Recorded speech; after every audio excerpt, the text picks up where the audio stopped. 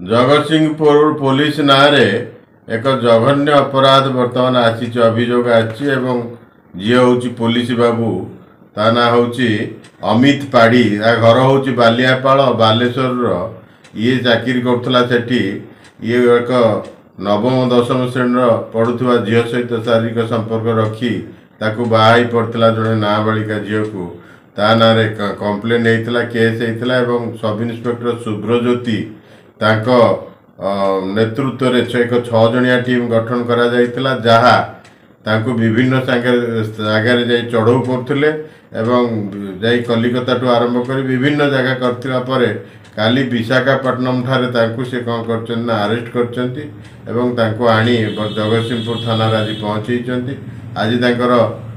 डाक्तरी माइना हबो डाक्तरी माइना हला परे तांको कोर्ट फॉरवर्ड करा जिवो ये लोक चाकरी मोहन माझी बाहर कर दिंतु ये पुलिस रे रही पुलिस डिपार्टमेंट को कलंकित करुवा एवं आंगुठी देखापी लोक बाध्य करुवा अफिसर मानकर स्थान ना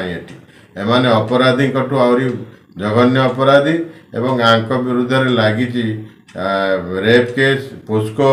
यू दफा लगी आजीवन कारादंड हो गले लोक मैंने स्थानीय लोक मैंने डिमांड कर स्थानीय आईनजीवी माने जगतसिंहपुर जिलार मध्य तांकर केस को न नवा दरकार एवं एभली लोक को एक घरिका करिकी सात बेंटिया कर समस्त आगे छड़ा जाऊ पुलिस वर्दीर अपमान करथुवा लोक को जमा बर्दाश्त करंतु नाही गृहमंत्री या सबु श्रेणी वर्तमान दाबी हेलानी थाना से केस होता गत एप्रिल 27 तारीख एवं तारपरे आमर स्पेशल स्क्वाड शुभ्रजित एसआई शुभ्रजित कर नेतृत्व रे टीमटा लगी केलकेटा फेलकेटा सबुआड़े गुणपुर रायगड़ा कोरापुट तापरे मयूरभंज बारिपदा गत काली से 5 दिन है कैंप करते विशाखापट्टनम रे आमर टीमटा गत काली ताकू बड़ कष्ट काली से विशाखापट्टनम रे धरले एवं धरिकी आसिक राति भोर भोर सका पहुँचले आज थाना